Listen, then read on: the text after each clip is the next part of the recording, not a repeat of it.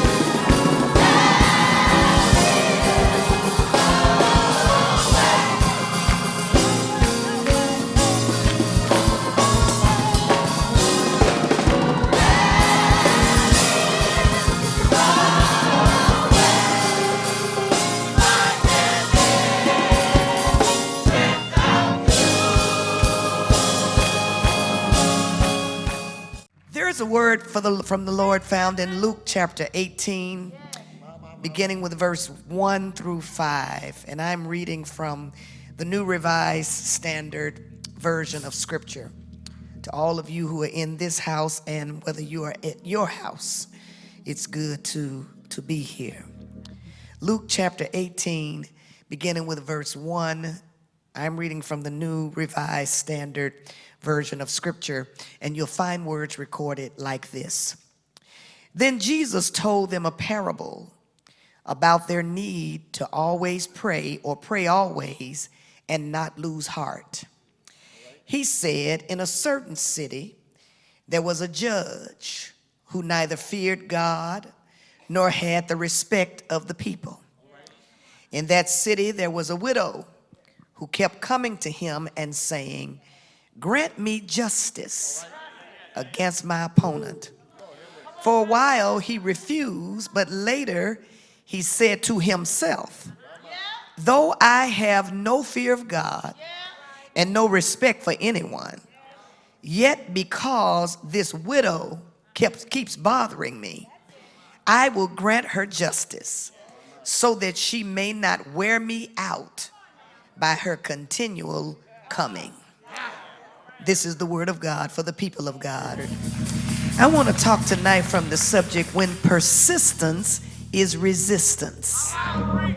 When persistence is resistance.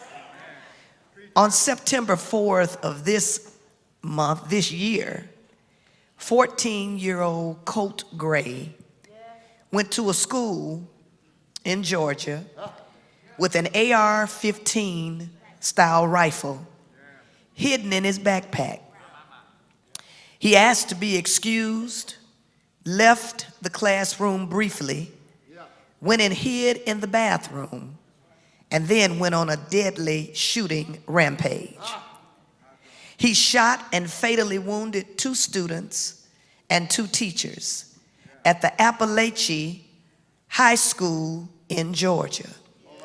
This is yet another death added to the death toll of persons who have died by gun violence. Gun violence is a leading cause of premature death in the United States. Guns kill more than last year, it is said, almost 49,000 people died from gun violence. And firearm injuries were among the 5 leading causes of death for people ages 1 to 44 in the United States, according to the Center for Diseases Control. Gun homicides have increased by over 35% since 2019, underscoring the urgent need for effective interventions and policy changes. And noticeably, in 2022, the United States experienced over 600 mass shootings, a stark reminder of the pervasive impact of gun violence on communities nationwide. One would think that hearing these kinds of statistics and watching in real time the loss of unnecessary lives, despite the unnecessary loss of life and the parents and spouses and children who have had to hold or pull the casket down on family members that have died too soon, that the push for gun reform would be a no-brainer. And yet, in spite of these statistics, despite these unnecessary losses of lives, the push for gun reform continues to be met with incredulous resistance. Too many innocent people have already died. Too many children have died. Gun violence is a public health epidemic that affects the well-being and public safety of all Americans. In 2021, the number of people killed by gun violence was more than the number of Americans killed in car crashes. We've witnessed too many senseless and random deaths, and it matters not how many folks die, how many funerals we have. It matters not how many folk tweet, God help me here, thoughts and prayers in cyberspace. When the powers that be finish offering their pious platitudes and thoughts and prayers, little to no action is ever taken. And each time a mass shooting occurs, a travesty occurs, we, like Cleopas and his friends on the road to Emmaus, following the death of Jesus, have the same sentiments that they had that day. But we had hoped that the last mass shooting that preceded the last mass shooting would translate into action. But we had hoped for action after Columbine. But we had hoped for action after Sandy Hook. But we had hoped for some action after the Emmanuel 9.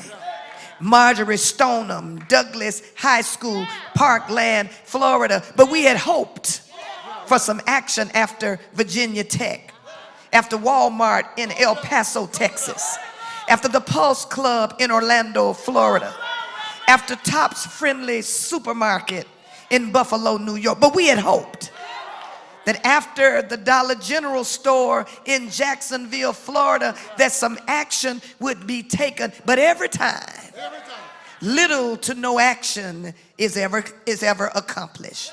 Every attempt at gun violence has been met with resistance. But I stopped by to tell you tonight that gun violence is not the only issue that is affecting the common good that is met with resistance. We will remember the blatant form on January 6th of resistance to the peaceful transfer of power, where a mob had been whipped into a frenzy based on fabricated conspiracy theories and outright lies about a rigged election that was stolen, and they stormed the Capitol, placing lawmakers and even the vice president in grave danger. And just this week, once again, Dr. Mendez, policymakers are playing games in the House about enacting legislation to keep the government open, using people's lives and livelihoods as a pawn to play games. When 4 years ago, we didn't even know, y'all won't talk to me, that there was a government shutdown about to take place, because so much of it revolves around partisan playbooks. The attempts to silence and ban critical race theory is a form of resistance for those who are unwilling to acknowledge our country's racist history. And voter suppression is a form of resistance to progress. That's why we thank God for Bishop Sir Walter Mack, because even while we are sleeping, while we are in worship, states are still drawing up bills to restrict black and brown, female and disabled, and other Americans from registering to vote and casting their ballots so that their votes can be heard in this democracy. Project 2025, a controversial plan crafted by allies of the former chief executive, even though he claims he knows nothing about it, threatened to undermine federal checks and balances, resist reproductive freedom, and reshape the U.S. government. Taraji Henson tried to tell us a few months ago on the BET Awards that this is not a game, that there are people who are literally writing a playbook that will affect our lives and our children's lives for generations. Attacks against DEI, come on, talk to me somebody, are a form of resistance. Diversity, equity, and inclusion initiatives can be seen as a form of resistance to progress, often reflecting a pushback against efforts to challenge long-standing systems of privilege and inequality. What we are seeing with the dismantling of DEI is a form of resistance designed to preserve the status quo that benefits certain folk. Not that they are smarter than us, not that they are more gifted than us, but they are just in certain groups that benefit from privilege and benefits that they inherited that they did not deserve. Attacks upon reproductive rights are a form of resistance against women's bodily autonomy. Political extremism is a form of resistance to the norms of the state, a rejection of democracy, and tolerance of others that contributes to human flourishing. And I'm convinced that what Amanda Gorman, the wordsmith, the Harvard graduate and National Youth Poet Laureate, captures the tenor of the times with her poem that she wrote shortly after the Uvalde mass shooting entitled Hope for the Hurting. And in that poem, she said, it's a hard time to be alive. And it's even harder to stay that way. I stopped by to tell you tonight, Gorman's words are not hyperbole. They are not exaggeration. It really is becoming harder and harder to stay alive. Because in the words of the prolific poet Lucille Clifton, every day, somebody shout every day, something has tried to kill us. Every day, something has tried to kill black folk. Every day, something has tried to kill black women. Every day, something has tried to kill people of color. Every day, something has tried to snuff out our communities and kill our husbands, our sons, our grandsons, our nieces, and our nephews. Every day, something has tried to kill us. As Breonna Parker would state, the video recorded injustice that is perpetual truth of an unjust America that sees no need for equality or equity, the normalization of violence against black and brown bodies, the attacking of cultural issues as a distraction for policy failures, or the racist rhetoric, the hatred toward women and immigrants and minorities and gender minorities, the gutting of the Voting Rights Act and women's health issues, the recurrence of mass shootings and loose gun laws, and a gun culture that empowers white supremacy, putting guns in the hands of the mentally ill, make it difficult to live. We're living in a time, I tell you, when it's easy to lose hope because of the persistent and concerted efforts of resistance that are designed to oppress and suppress the liberation of society's most vulnerable citizens. But I'm so glad that the sister in the text, found in Luke 18, reminds us that persistence in the face of resistance is not without precedent.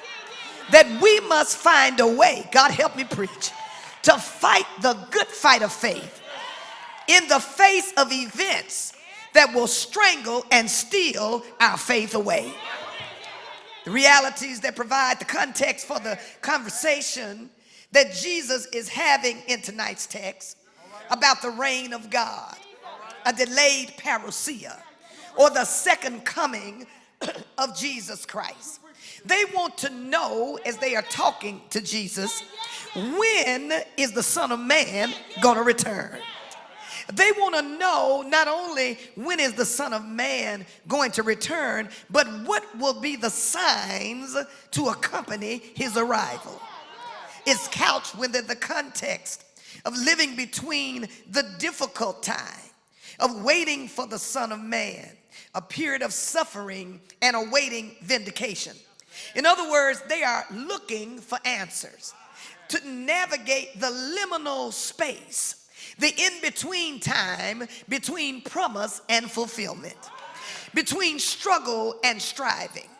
They are attempting to find out from Jesus, how should we live in the in-between time? In other words, if I could contextualize it, how are we supposed to live in these black streets when every day is a struggle? When all of our lives we've had to fight. In response to their inquiry about the ETA of the estimated time of arrival, Jesus lets them know that the day is coming. You ought to just touch somebody and say, Jesus is coming back. Though he delay his coming, he is coming back again. He lets them know that it's going to be swift. And when he returns, there will be no time for retracing their steps. There will be no time for trying to get yourself together. You ought to look at somebody and say, you better get yourself together now. In the words of my pastor, Dr. Cynthia L. Hale, get your shake itself together and shake itself loose. Because when Jesus returns, there will be no makeup exams. But in the meantime, somebody shout, in the meantime. Jesus is telling them that they will live through some difficult days while they wait. So he encourages them to choose the Lord, to guard against misplaced allegiances, and remain faithful to him until he comes, even though it may mean persecution and struggle. And so it is against this backdrop of that discussion that Jesus uses a parable as a concluding illustration to the conversation to teach them that the day of vindication will certainly come, even if it seems to take too long. And what I like about Jesus is that he uses a woman to make his point. He tells them a story about a woman. Specifically, this woman has a problem. She is caught in a web of patriarchy, Dr. Dennis. She is living under the oppressive power of a first century agrarian society that supported the elite and reduced the marginalized to a state of invisibility. Widows were victims of injustice. They were outsiders. They were pushed to the periphery. They were helpless and defenseless. They were overlooked in the Israelite system of inheritance. Even though the law of levirate marriage protected widows who were daughters of priests by requiring the brothers of the deceased husband to marry the widow, but when there were no brothers, the widow was without recourse. This is the status of the woman, possibly, who came to the unjust judge pleading for help from her adversary. Now, what's ironic about this text is that much like our time, the widow should have received protection. Touch somebody and say she should have had protection.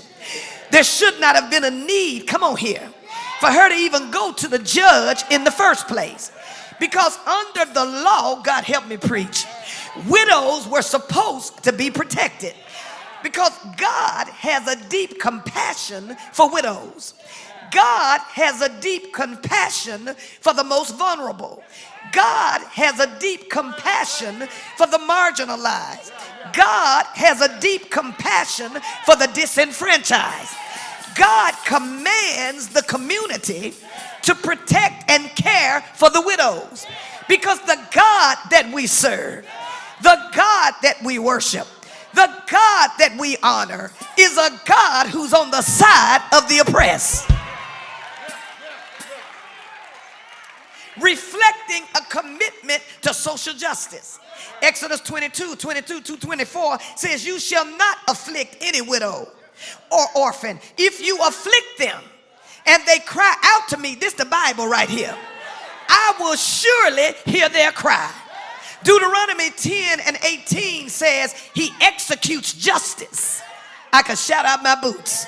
For the orphan and the widow, and loves the stranger, giving them food and clothing. These are just two examples of the priorities that God has placed upon widows and the marginalized. So my argument is that the fact that the woman, God help me, had to go and ask for help in the first place is a travesty against justice. Because she should have already been receiving protection and should not have had to fight for the safety of her life. The fact that she has to go to the judge probably indicates that she had no one to advocate for her. And so Jesus sketches out a character profile that defies expectation. He paints it in the worst case scenario, Bishop, with a judge with no regard for God, a judge with no regard for justice, a judge that did not fear God, a judge with no sense of accountability. And this woman with her vulnerabilities comes with a persistent commitment and courage. She fights so aggressively with her constant pleas that the Greek word that's when the judge talked about how she was worrying him literally meant to mean black and blue. The Greek translation of the word of how she wore him down means that she gave him a black eye. She worried him so much that she exhausted him. She was relentless in her petition. The judge finally answered her petition simply to be relieved from her pounding. Who is this woman who is so doggedly determined to get justice from her adversary? Who is this woman who refuses to take no for an answer? Who is this woman who is so unapologetic? Who is this woman who is so unafraid to confront a judge with no sense of accountability, no regard for the rule of law, a judge who doesn't fear God or fear people? Text doesn't tell us who she is. She could have been somebody like Fannie Lou Hamer, who helped organize Freedom Summer, which brought hundreds of people, students black and white, to help with the African American voter registration in the segregated South. She could have been somebody like Ella Baker, the premier behind the scenes organizer, co-founder of the Southern Christian Leadership Conference, headed by Martin Luther King Jr., and an inspiring voice and force behind the creation of the Student Nonviolent Committee. She could have been Sharice Scott, one of my church members. We invite you to make a contribution to the ministry. Through your giving, we reach our community and expand his kingdom. And we recognize the one who gave us everything. To give, you can use technology. Use the Push app or go to Giving page on the Union Baptist website. Use the Cash app. $UBC1203. Use the Givelify app. Union Baptist Church, Winston-Salem. Let us show love through giving.